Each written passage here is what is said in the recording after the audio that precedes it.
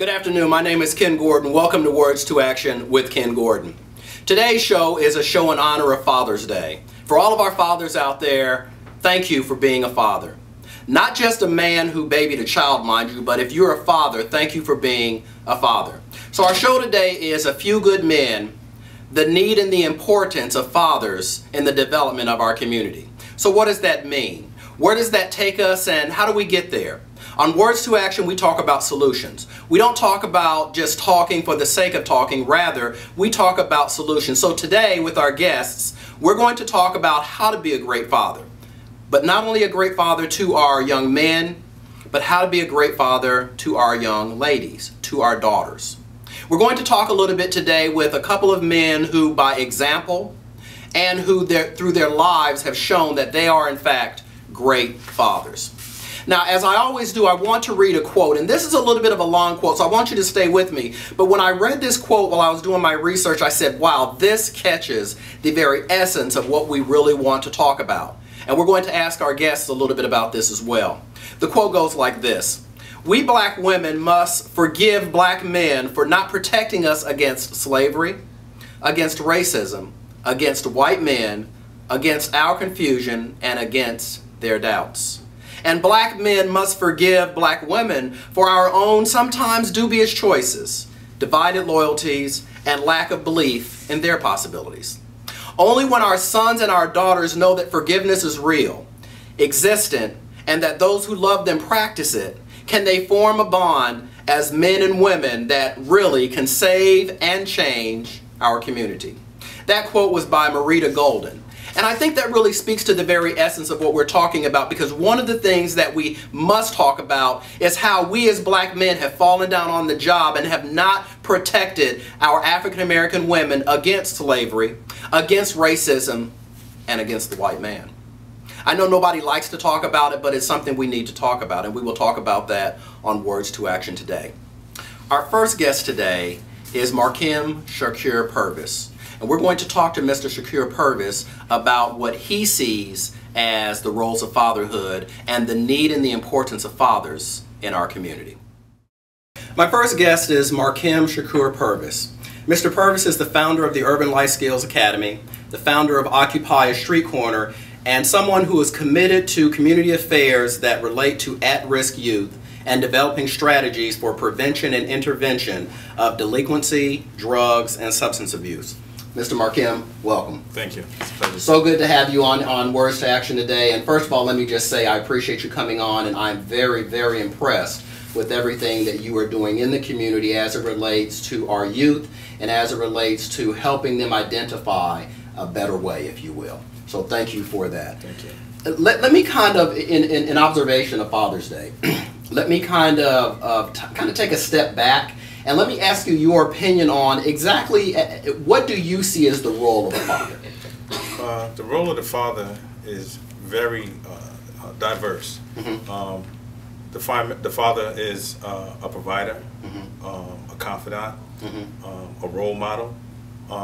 Someone who has to exemplify what manhood is about, not just for young men, but for young ladies as well.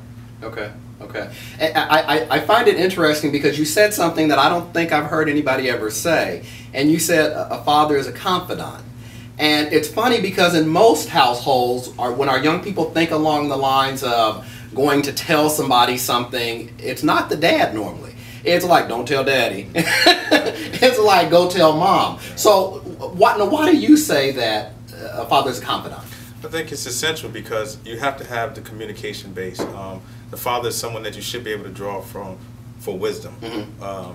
When you're having problems. And a lot of times we kind of see the father as that rigid role. Right. And sometimes some people may be more apprehensive or, to think that they can go to their parents or fathers to talk about certain issues. But it's funny because I was actually listening to something the other day, and we don't find fathers to be that rigid role and someone that you can or cannot go to. That's something that's put in our minds. Right. And it's not put into our minds by the fathers, it's put into our minds by the mothers. A lot of mothers like, don't tell your daddy, or, you know, I'm going to get your daddy on you, or whatever. Why do you think it is that mothers tell their children? Why do they put men in that box of that rigid role, don't go talk to your dad, or your dad the disciplinarian? What is the necessity of that?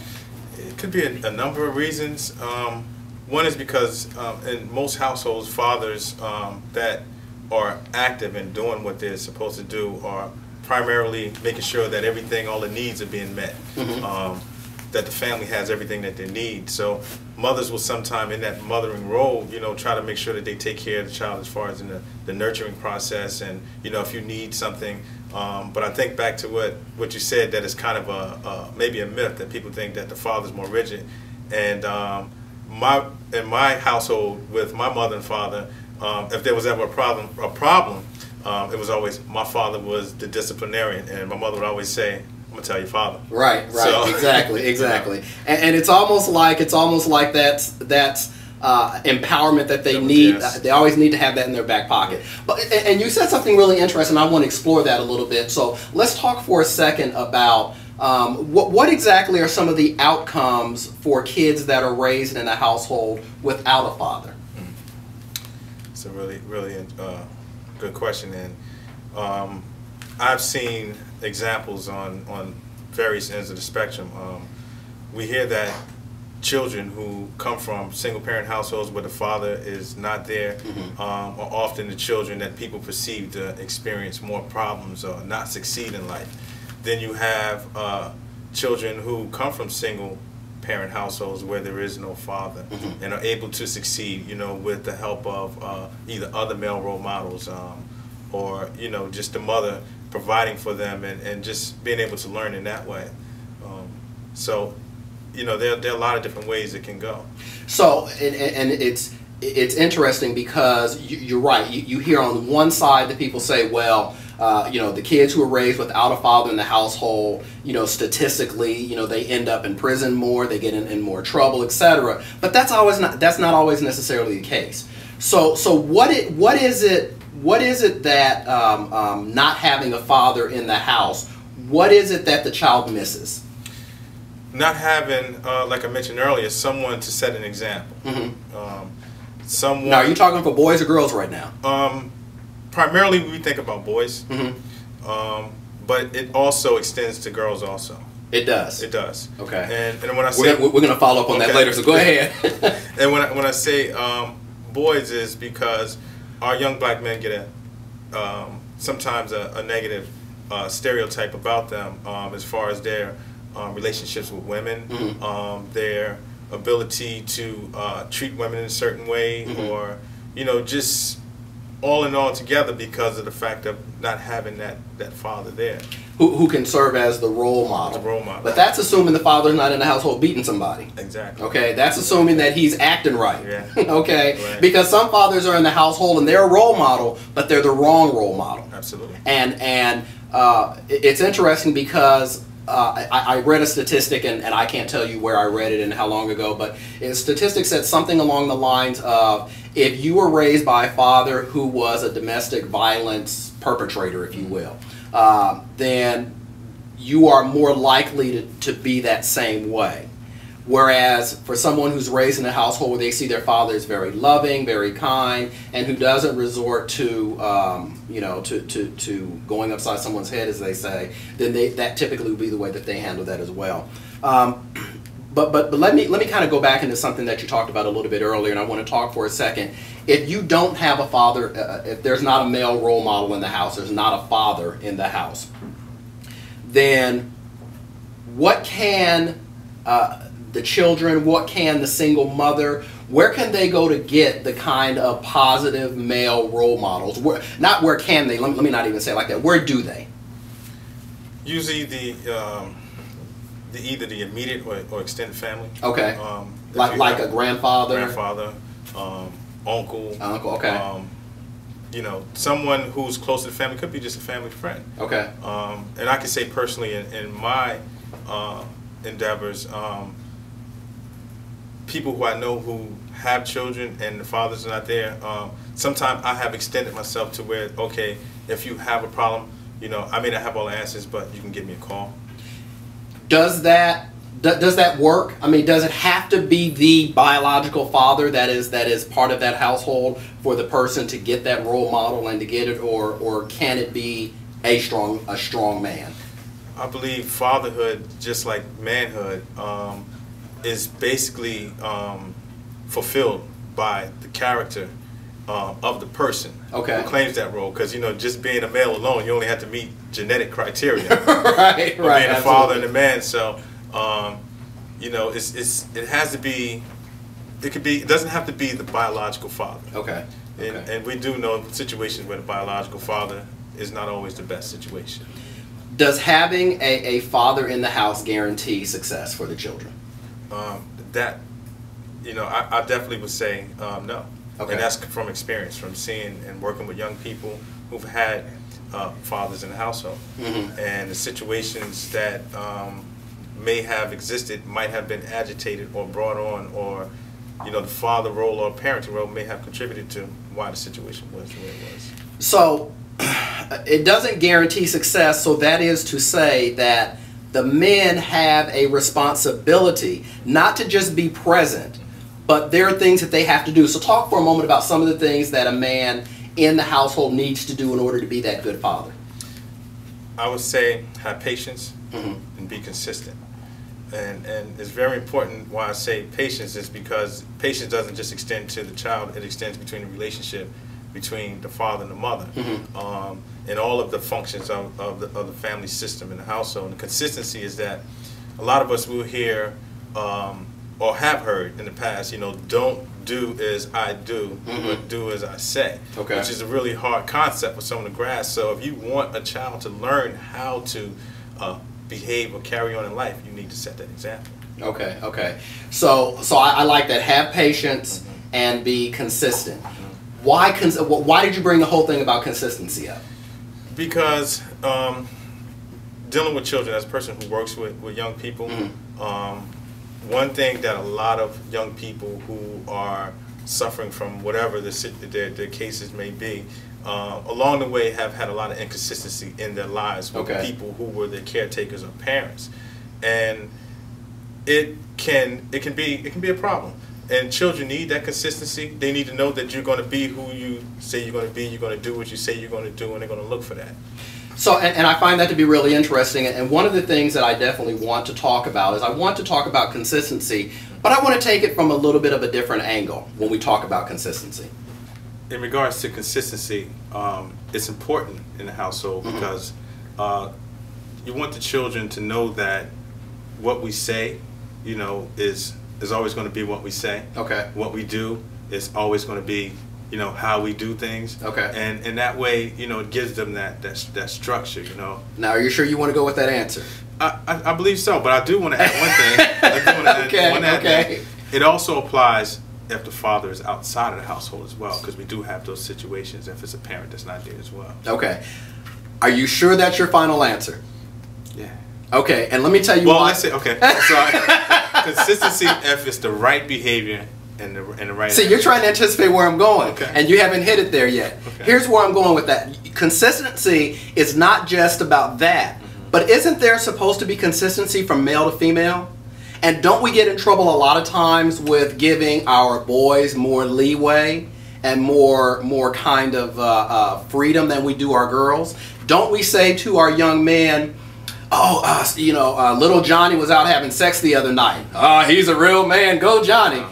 Little Jonetta was out having sex. Oh, she's such a slut. Wow. So when we talk consistency, Right. tell me your views on that. Do you raise boys differently and give them more freedoms than you do girls? I think there tends to be in certain households some parenting techniques may be where, you know, fathers or mothers, whatever the situation may be with the boys, they may say, well, the boys can handle more, Right. or the girls, you want to be a little bit more, you know, stressing of a point. I can say personally for myself, I try to be not rigid but firm with my daughters. Okay. You know, because of a lot of situations that are out there, not to the extent that they're held accountable more, but just to be a little bit more on point with them. So I want to talk about that for a little bit. I want to deal for just a little while. I want to stay on the daughters, because so many times we talk a lot about the young man and the absence. When there's an absence of a father, the effects on a young man, but we don't really talk a lot about how it affects a young lady. So let's talk for a second. What are the negative effects for daughters by not having their fathers in the house? One such situation is that having a father, having a man in a young lady's life gives them a standard of measure to gauge where they can be able to look at other men in their life. Okay. So if you have a good male role model or father, you know, whatever that, because it doesn't always have to be biological, but someone who you can measure up to. You know, they always say that young ladies want a man similar to their father. That's their standard of measurement. Right. You know, right. so having that is important. It's very important. So and I don't mean you personally right now, but so you are a man is in the household. Describe the treatment that a good father displays to his daughter. Well, I'll keep going back to consistency. That's good. And consistency is important. Okay. But understanding, stressing so they can understand as a young lady what they should, how they should carry themselves. What they should. I want to stop you right there for just 1 second, because I think that is so critical. So let's talk for 1 second as a man. How, in your mind, how should a young lady carry herself? She should carry herself appropriately at all times. And the reason being is because I think we talked about that double standard thing, where if a young lady does something, she's held accountable a little bit more. People look at her in a negative light. Right. So getting her to understand that, you know, it's because of the double standard sometimes that you always have to be on guard for that, just to protect yourself. So give me some examples of, do you have a daughter? Yes. Okay, yes. All right, so great. Give me examples of the kind of ways that you tell your daughter to carry herself. We talk about this concept of carry yourself. There are people out there who perhaps don't even know what that means, but give us examples of some of the appropriate behavior in the way that a daughter should carry herself that a man should look out for. Not the mother, but a man. One thing is, and I'll say this, I have 3 daughters. Okay. So thinking like individually, I was just thinking in one specific Okay, case. wait a minute, hold on. I got to stop you. What are your daughters' names? Malika, Maisha, and Jaleisha. And Jaleisha. Yeah. All right. Hello. All right, go ahead. You know, just trying to get them to understand that there is often a double standard. It may not be right, but it happens. So you have to understand that you have to protect yourself. Okay. And that's in dress. That's in behavior. Okay. Just little things like that, you know. Especially, I'm a stickler on dress, you know, because a lot of times people will associate you or make assumptions about you. So tell me what you mean by that. And I need you to be as descriptive as you can. So tell me when you're a stickler. Watching, they can hear, you know. If you're a stickler, tell me what you say to your daughters. Well, I'll say if I see something that if they're wearing, and it may be suggestive, or it could be perceived as suggestive, and you have a right. I want to understand you have a right to wear whatever you want to wear. Okay. But on the other hand, you also have to remember that there's somebody who's going to be reviewing or going to be looking at you and receiving it. Okay. And you want to make sure that what you wear doesn't create a problem for you. Okay. If you're comfortable with it, then wear it. But understand that, you know, just be conscious of, you know, what you wear is a representation of who you are. So how old are your daughters? Wow, 20. That's always a tough one. There. You got to roll numbers off. There you go. 26 and 24 and 19. All right. So these are young ladies. Right. And so they're out in the world, and they're being judged by how they look, the dress, their dress, etc. What do you think the influences in their day-to-day life? What do you think are the influences or the hints that they had a strong, involved father? What kinds of things do other people see about your daughters that let them know that a man raised them? My daughters are very strong-minded young ladies. Okay. Very independent. my middle daughter, Myasia, she's a very hardworking young lady. You know, in this economy, it's hard to get children to go out on their own and do their own thing, especially at 24, which is, you know, still a young age. Okay. You know, works very hard, own apartment, own car, and it's good, and it's a good example that she has had some type of, you know, consistency and background. You know, not just from myself, mother, and extended family, grandmother, people who are around, and she, you know, she does that. My daughter Malika, who now has a child of her own, is doing pretty good for a young lady at 26 years old raising a child. Daughter Jaleisha is going to college, staying focused, very goal oriented. So you know, you can see where they have taken hold of the things that they were given and progress from there. And I'm sure that you and your wife are very, very proud of your daughters. They sound like wonderful, wonderful women.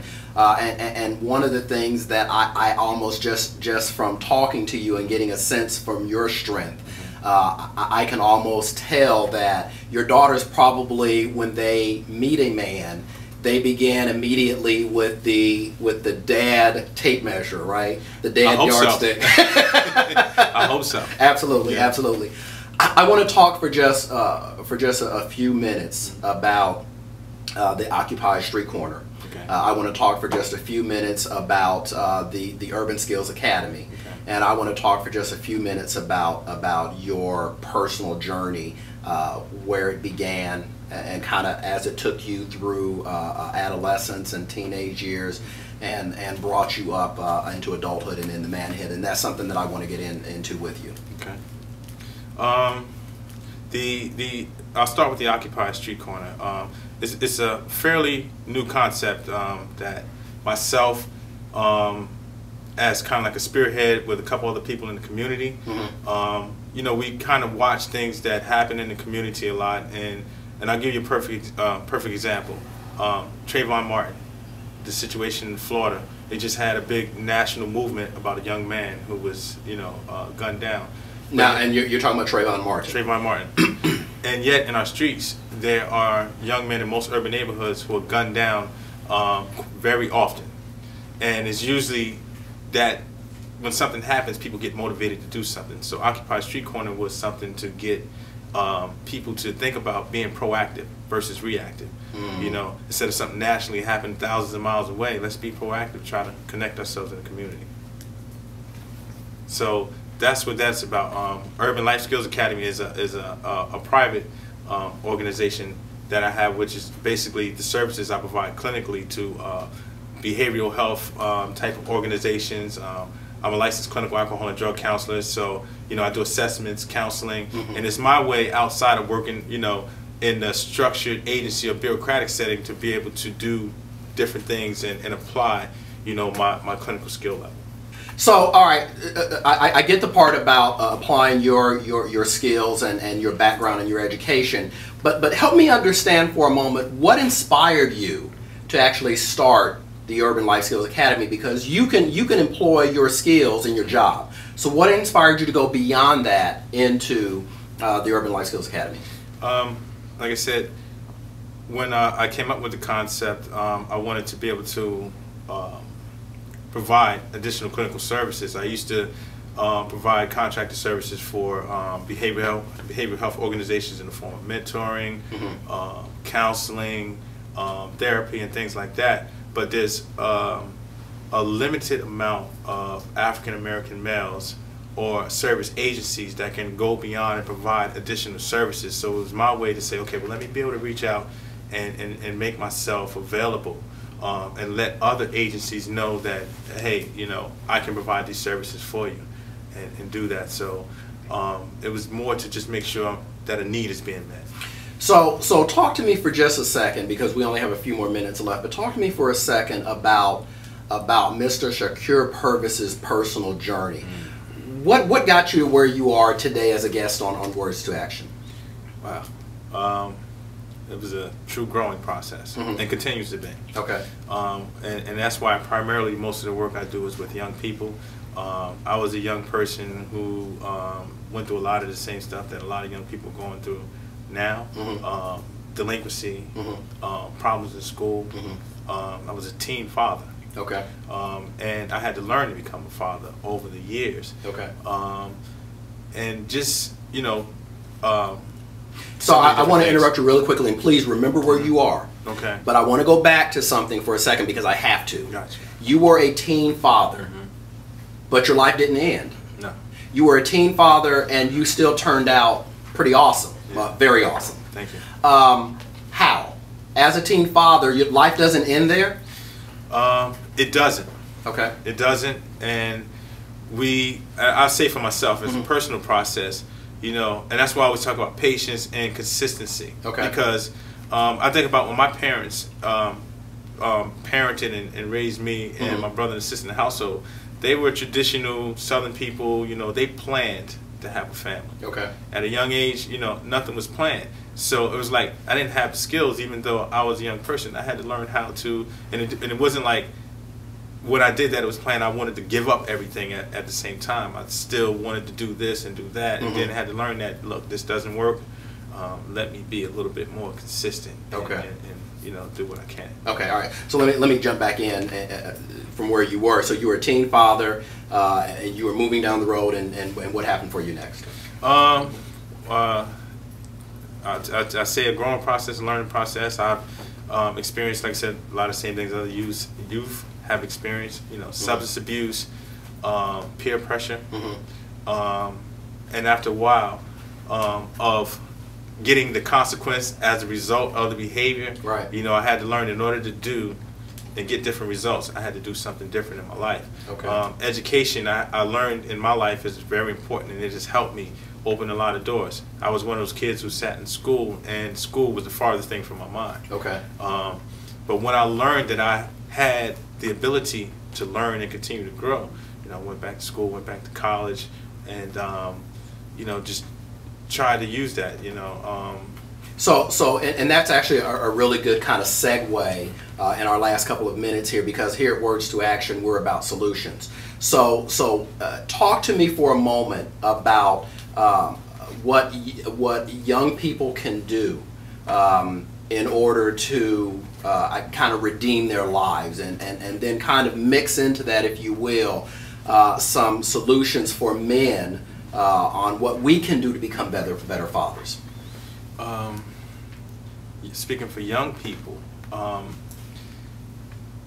not buy into the negative stereotypes that come about, because a lot of times for our youth, and I'll speak in my sense, we become our own worst enemy. Okay. When we buy into that, and we can make mistakes. Okay. Okay. So understanding that we have the ability to come back from whatever it is. Okay. So for our young people, don't buy in. You know, as they say back in our day, don't believe the hype. I guess you don't remember that, do you? Yeah, I I'm a little bit older than you, maybe. All right, so let's talk for a moment about fathers. Obviously, today we're talking about a few good men, the importance of fathers in the development of our community. So what are some pointers you can give to men to become better fathers? In regards of being better fathers, I go back again to having patience, being consistent, being communicators, opening lines of communications, because a lot of times, like we said, children don't feel that they can talk to us about certain things. Right, right. You know, and then with media and all the other things that have their attention nowadays, you know, we want to let them know, listen, if you have any questions, any concerns, feel free to talk to me. Absolutely. You know? And it's, you know, those are some basic things. Okay. Some basic things. You have been a wealth of information and knowledge. I appreciate it. Patience, consistency, and communication. 3 things that men can do to become better fathers, and I appreciate that. Mr. Mercure, or Mr. Shakir Purvis, thank you so much for being a guest on Words to Action. My next guest is someone that has been the greatest role model that I've ever seen, and someone that I think is truly you talk about the role model, you talk about setting the bar. My next guest is someone that has set the bar and who is, in my opinion, the best father in the world. My next guest is someone that I've described as the best father in the world. And I can say that with a little bit of prejudice and with a whole lot of bias, because I'm talking about none other than Ken Gordon Sr. As you know, I'm Ken Gordon Jr. with Words to Action, so that means if there's a junior, there has to be a senior. And I'm so fortunate to have as my guest on today's Father's Day show none other than Ken Gordon Sr. He's a military man. He did more than 20 years in the United States Air Force. He is a true father, someone who was involved in every aspect of our lives, from coming to our concerts when we were playing our instruments, not very well, to coming out to seeing us acting in shows, not very well, to coming and seeing us playing on football fields, on baseball diamonds, on basketball courts, and again, not necessarily well, but you would never know it by him. My very special guest is none other than my own dad, Ken Gordon Sr. Dad, welcome, and thank you for being on Words to Action. So I want to talk a little bit about, I mean, this is a Father's Day show, and there's no way that I can do a Father's Day show without bringing you on, because you are a role model. You are someone that I pattern myself after, someone that I hope my son patterns himself after. And I used to always say in my lifetime, if I could be half the man that you have been, then I will be a phenomenal dad. But one of the things that really sticks out in my mind is you used to repeat something to me over and over and over again, a promise that you made to me. Can you share for a moment the promise you made to me and why you made, and first of all, let me just say, do you know what I'm talking about? Of course. Okay, all right. I don't want to make any assumptions here, but can you share the promise you made to me and what made you make that promise to me as your son? As a man watching how some young men turn out, I made a vow to myself and to God and to you that I would educate you and keep you out of jail. And I thank God that that truly happened. And I'm going to jump across you really quickly, because so educate me and keep me out of jail, aren't those are kind of two opposite things that there's a whole lot in the middle. So what made you pick those two things? Number one, in today's society, or when you came along, it was necessary that you would have a good education. Secondly, a lot of our young black men are in jail, and I've got a brother whose son is in jail. And he's been there quite a while. He's been there quite a while. Yeah. And I just did not want that to happen to you. So as a father, what kinds of things, when you make a promise like that, that's a pretty big promise. I mean, when you say, I'm going to educate you, okay, so that is kind of within your purview. But when you say, I'm going to keep you out of jail, you couldn't walk with me every day, every step of the way, everywhere I went. So how is it that you were, because I've never been to jail, never been arrested, never been in jail, never been detained under my name. No, I'm kidding. But how is it that you were able to make a promise like that when so many of our young men go to jail, but not necessarily of things that they've done? One of the mistakes that a lot of men make, especially those that stay at home, they wait until you're 17 or 18 years old to start trying to train you. You have to train a child when they're real young. At the time you start talking, the first time you start speaking their first words, that's when you start training a child, when they can comprehend. You tell them, I'm going to educate you. I'm going to keep you out of jail. They look at TV and they see all kinds of people going to jail, and they understand exactly what it is that you're talking about. Once they get older, they remember the things that you said. In a lot of instances, they will not put themselves in a position where they can end up in jail. So and you started very early with me. You put those things into my head. But here's the really interesting part. I know you made a vow and you promised that I'm going to educate you and keep you out of jail.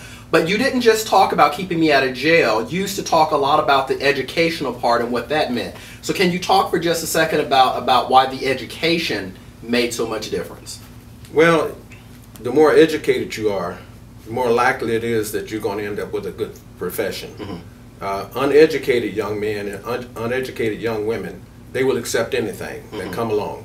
But when you're educated, you can be selective. Right. And I thought personally that if my son was educated, he could be very selective, and I thank God that you have been. Well, and I attribute that to you. As I kind of grew up through the years, and I kind of went through varying degrees of challenges, if you will, you've never been a man of many words, but you were always there. You were always strong. But one of the things that I remember about you, and I want you to talk for just a second about when we talk about this whole issue of a role model, is your work ethic. So can you talk for just a second about the vow that you made to Mom, my mother, when it came to her and the family? I told your mother I vowed this, that one day she may leave me, but I would never ever leave her and my children. I would always be there to support her and to support my children. I would always be there to do what my father taught me, and that was to get a job and to work. A lot of instances, I find young men that don't want to work. They have babies, but they don't want to get out there and work. But because my dad was the type of man that worked all his life, I know nothing but working. Right.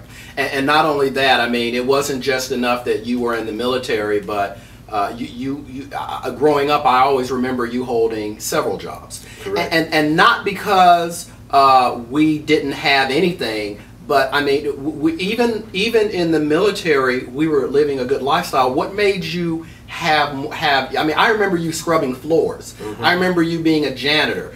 But we had a very nice lifestyle. What made you do all of those additional things, even though we were already pretty well off? Because I had a son coming along, and I wanted my son to understand that it didn't matter what type of job you had as long as you had a job. The reason why I educated you was so that you could have your pick of the types of jobs that you would prefer to have. So I want to go back, because one of the things that's kind of sticking in my mind for a moment. We talk about A Few Good Men, the importance of men, fathers in the development of the community, and I think about the fire that you and Mom had. I don't know that I was born yet, Right. But I guess my older sister, she may have been. But my mother tells that story a lot. Mom tells that story a lot, and she talks about the fire. So for just 1 second, I'm going to kind of set it up for you, and then I want you to kind of talk about what led you to say to her what you did. But essentially, there was a fire in your home. Both of you were very young. There was a fire in the home. The house caught on fire. Both of you ended up making it out, but the house, if I'm not mistaken, pretty much burned to the ground. Yes. My mother was outside. She had barely been able to get out with all the clothes on her back, and I think she was barefooted. And she was on the phone to her mother. Correct. You overheard her on the phone to her mother. What did you say to her? I told her, I heard her say to her mother that our house had caught on fire and that we had nothing. And I told my wife, I said, don't you worry about that. I will make sure that you're taken care of. And I meant every word of that. I mean, standing there with the house burning, neither one of you had very many, you had the clothes on your back. And at that very moment, the only thing that you could really come at her with was, I got you. I've got your back. Yeah, and I think that's phenomenal, and I think that it wasn't a time for you to begin weeping and moaning and, oh, I can't believe it all burned down, and what happened to my iPad, and Lord, I had all these tunes on there, but rather I got you. Is that something that I do want to be controversial. Is that something that a lot of men are missing nowadays? I think so. I think in a lot of instances they're concerned about themselves. They're not concerned about that woman. They can walk away and leave that woman with those children and let her fend for herself. I could never do that right there, because my dad was a stay-at-home dad. My dad stayed there for over 50 years. And I thank God I've been married to my wife, your mother, for 48 years. And I want to talk I want to talk about the impact of you on my sisters. And I want to talk about kind of how you were a father to the daughters, and I also want to talk to you a little bit about kind of the challenges, if you will, of being a good father amidst all of the other distractions. Okay, well, there were plenty of distractions. On the job, being in the military, I had to go to Vietnam, and therefore going to Vietnam, I was concerned about my family. So therefore, before I left, I made sure that my family had a nice place to stay, nice automobiles to drive, make sure my children understood that Dad was going to be leaving for a little while, but Dad would be coming back. So one of the things, you talk about the fact that you went to Vietnam, and one of the stories that I'd like for you to share with our viewers for a moment is you had a very unique way of being a father, and even the disciplinarian from Vietnam. So can you talk a little bit about what you did? Prior to going to Vietnam, when I would talk to you all, it depended on the tone that I would use when I talk. Let me just say this before you go any further. Do not say my nickname, okay? Just do not tell people what you called me growing up. Anyway, go ahead. At any rate, when I went to Vietnam, we would make cassette tapes. That was before all of this Technology, CDs and right? technology came along. I would send back a tape, and on that tape, I would say things like, "Kenny," and he would look. I said, "You stop doing this, or you stop doing that, or your mother told me this, or your mother told me that." And she would always tell me it would get your attention. When I talked to my daughters, I'd say the same thing. Vaughn, so and so and so and so. Right. Gayleen, so and so and so. That would get their attention. Then I could say whatever it was I needed to say. And I think that's interesting because fathers have to be very creative, and they have to figure out how best to discipline each individual child. I mean, do you really think, and I don't want this to be a setup question, but do you think that a man's style fits all his kids, or do you have to vary your style, your discipline, and the way you raise your kids based on their personality, or do they need to adjust to you? You deal with them based on their own individual personality, because they are individuals. With my daughters, I could deal with them in a different manner. With my son, I dealt with you in a different manner. One of the things I did where my daughters were concerned, I treated my wife, your mother, a certain way, and I would let my daughters see the way I dealt with your mother, and as a result, I could deal with them in a similar manner. Okay. I didn't have to scream and holler at none of my children. I could just use tone in my voice. So, Mr. Shakir Purvis, our previous guest, talked a little bit about raising his 3 daughters, and the way he would talk to them about the way they carry themselves and the way they dress. Can you talk for just a second, kind of about that? I mean, his comments. I mean, is that something that you agree with? Is that something that you, the way that you dealt with your daughters in the same way? In today's society, what he said is excellent. I agree with it 1,000%. I came along in a different era, and when I came along, it wasn't necessary to tell your daughters the things that you tell them now, because, as I said, you started out young, very, very young with them, teaching them how to be a young woman, teaching them how to carry themselves. And as they got older, that stuck with them. Well, interestingly enough, when we were coming along, obviously we were in church 6 days a week. Correct. And you kept us chained to the church. Correct.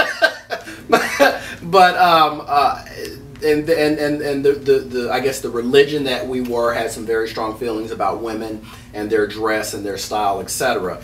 But getting away from that, moving away from that, just talking about the Ken Gordon way of raising a daughter. Talk for just a second about what that looked like. Well, with my daughters, it was just, as far as I was concerned, I couldn't raise them based on what somebody else said about their individual daughter. My daughters had their own personality, so I had to deal with them that way right there. I will never forget my oldest daughter. She was playing with fire, her and 2 or 3 other girls. And the commander wanted to make an example out of my daughter. And I told him, I said, "You'll never make an example out of my daughter, not because of that right there." Right. And I stood up to him, and he appreciated that. And my daughter appreciated that, because she'll talk about it now. Right. "Dad, you stood up for me." I appreciate that, and I do have to say that one of the biggest reasons I wanted you on today was because I didn't want someone to come on here and talk conceptually or theoretically or even philosophically about being a father. I wanted someone to come on here who is a father and who is a great father. So, Right. Dad, thank you for being on my show. I appreciate you being on here, and I hope to have you back I again real appreciate you soon. having me. So, one of the things that we've learned is that consistency is important, being present is important, and being the kind of a father who stays engaged and communicates. These are some of the things that our guests today have said it takes to be a great father. The show this week has been A Few Good Men, the importance of fathers in the development of our community. Our guests talked a lot about being patient, being consistent, and communicating, and the necessities of fathers doing so.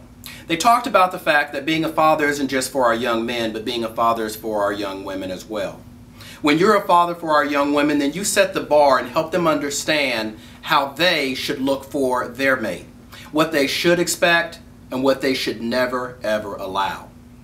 A good man, a good father, is a role model and is someone that is a confidant, but also someone that is a role model and present at all times. At the end of the day, the solutions that we come away with from today's show is that fathers should be patient, consistent, and present with open solutions. If you're a man out there and you're listening to me and you're watching this broadcast, I want to encourage you, be present, be there, not just in body, but in mind and spirit. What I have to do is I have to say that there are certain times when I just turn my cell phone off. There are certain times which absolutely belong to my family. You have to be very consistent. Consistent in the way you deal with your daughters and the way you deal with your sons. And you must be patient. You know, I wish all kids got it immediately. I wish they got it even after the 20th time that you told them. If someone can figure that out, bottle it and sell it, you'll be a millionaire. A billionaire even. But the truth is that it just doesn't work that way. Kids require patience over and over and over again. A good father, he has plenty of it. When we talk about solutions, we talk about training up your children at an early age. Let me tell you something. If you wait until they're a teenager before you start cracking down, you can forget it. I've heard people talk oftentimes about the fact that if you don't have it in your kids by the time they're 2 or 3, they're pretty much gone. Well, maybe your child is 4 or 5. It's still not too late. Train up a child in the way they should go. Be there, be present. And then when all of that is over, said and done, understand that every child is different. As a father, you must discipline and raise your children. You must encourage them. You must be there for them, each individually. If you had bad daughters like my father did, then you know what? You have to be there for them. If you have a phenomenal son like I was, you got to be there for him. And I'm allowed to say that because it's Words to Action with Ken Gordon. Thank you very much. Have a wonderful week. And now it's time to take words and turn